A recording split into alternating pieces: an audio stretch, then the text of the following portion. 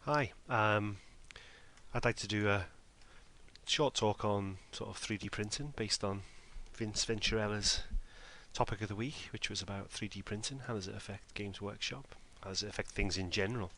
What does the future hold? This is a subject that I've had quite a few thoughts on for quite a while now, and the most obvious one really is around sort of where's it going to go and how much will it become part of life, and as a result, sort of as the subject sort of alludes, what will the effect be on future miniature production, etc., and how will it affect GW and other companies? So I've got some quick examples which I think sort of tell the story a little bit. This right now is not the cheapest of retailers in the UK.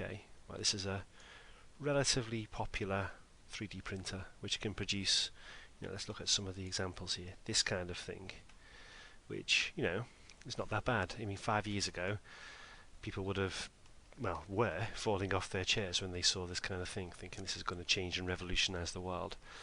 Difference was then these things were costing £6,000–7,000. Now they cost, well, in Maplin, as you can see here, £1,000, but you can get them for a lot less from other retailers. But it shows you the difference in price and the difference between what was yesterday and what's today. This would have had another number in front of it before, whereas I think in 2 or 3 years time you'll probably see that first 9 disappear and the price will drop significantly lower. If you just look a little bit at some of the sort of the past versus the future, so this image is quite famous. It was probably the most popular image flying around the internet talking about 3D printing, and obviously being a Games Workshop rip-off as it is, it's a dreadnought. People were naturally saying Games Workshop is dead, it's the futures of model making is going to move to 3D printing, and to an extent that's true, but GW hasn't gone out of business anytime soon since that's happened, and to be honest, in my opinion, it's unlikely to happen. But there's one thing that the people need to bear in mind. This was 2011, early 2012, this image came out, and many more similar ones have been around since. But if you look at one from earlier in 2015, which was this was a failed Kickstarter attempt for a company that was 3D printing their own non-GW-esque, but I think you can see some similarities, type models where you could log onto a website and customize it, and then they would 3D print it for you. Now, the technology that they were looking to use to do this is the stuff that you'll have in your living room for this mythical price of a couple of £100 in 2 or 3 years' time. Therefore, one could logically assume that 3D printing is going to have a huge impact on GW. But I don't entirely agree. I've thought for a while that if I was in business, if I was a businessman running Games Workshop or a model startup company or whatever, I'd be seeing this as a huge opportunity. Because for me, you've got 2 types of people who are going to want to buy your products. I think if you're selling GW models, as an example. The first one, just like Hooves of Doom is saying in his other video, are people who are not really interested. They like the collection. They want to own that item, and that's not going to change. There's more to it than just saying I can have something. It's more a case of I want something and I want it to have that look and feel. So when people buy, glassware, like example, like a leak glassware, you could buy something that looks very similar that came from China for 99 pence, and it would look good on your windowsill, and from afar you wouldn't really be able to tell a difference, but it's not the same thing. The quality is not the whole story. It's equally the fact that it belongs to a movement or an idea or a philosophy that you buy into. So I would say that's never going to go away.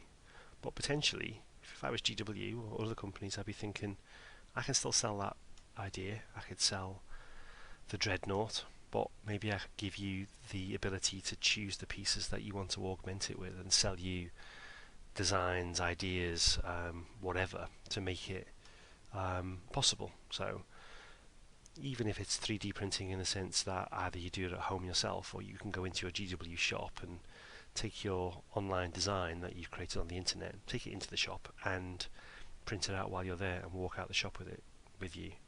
I think that's quite an exciting thing, and if I was in GW space, right now I'd be thinking that's a place to be making some money in the future. Um, as a home user, though, I do think, like, I look at my son who's 10 years old and he's just getting into the hobby. He's not going to have the same attractions to the sort of what's the word, the um, nostalgia of models from the 1980s, 90s, 2000s. He's going to be growing up in a world where 3D printing is the same as an inkjet printer is to me now. When inkjet printers came out, they were really launched off the back of doing your own photography, printing your own photographs. Everyone said the age of printing film was dead. Well, it's not. It still happens. There's still quite a big business going around it. And lots of people do print their pictures at home. Many people don't print any pictures at all. They just hold them digitally now and hope they don't lose them. The fact is the market adjusts to what people want. And a savvy company, which I do think Games Workshop are, will adapt to it. But if you wait for, if you don't change your business model and sit and wait for the future to just hope the future doesn't consume you, then I think that's a slightly naive place to be. But there will always be people who want to buy that box with that artwork, with that model in it, with that set of tactile experiences you get from building models. That's not going to go anywhere. But there will be a market of other people who just want to print it and use it, and a good business will adapt and enjoy that. So maybe I should conclude. I'm not sure I've actually entirely answered the sort of statements made in Vince's original video. It's kind of a ramble of things that have been popping on in my own head. But I just think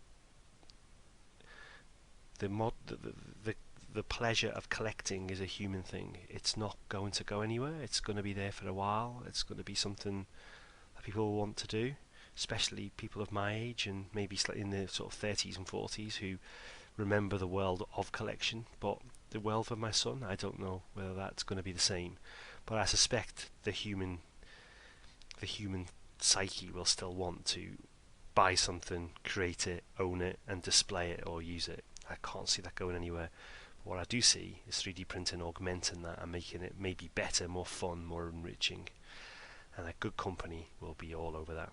So that's it. That's my thoughts on 3D printing. It's a really interesting subject. I've recorded this video 4 times tonight because I keep losing them, keep getting corrupted. But I think this one's going to work, which is why I'm saying that. So I've had all kinds of thoughts in my head as I've gone through them, but I think 3D printing's here. It'll be here within no time at all. You look at HP Sprout. You look that up on the internet. Go and look at HP Sprout and other things. It's a juggernaut coming towards the miniature world. But I don't think by any shape, way, or means it's going to destroy it. It's just going to augment it and make it possibly even better. So I think it's a positive thing, 3D printing. You'll always have someone who's going to want to pirate and not want to spend the money. But I think if people embrace it correctly, it can really enhance your experience as opposed to removing it. Anyway, I'll shut up because it's getting very late and I'm going to work soon. So, good night. Thanks very much.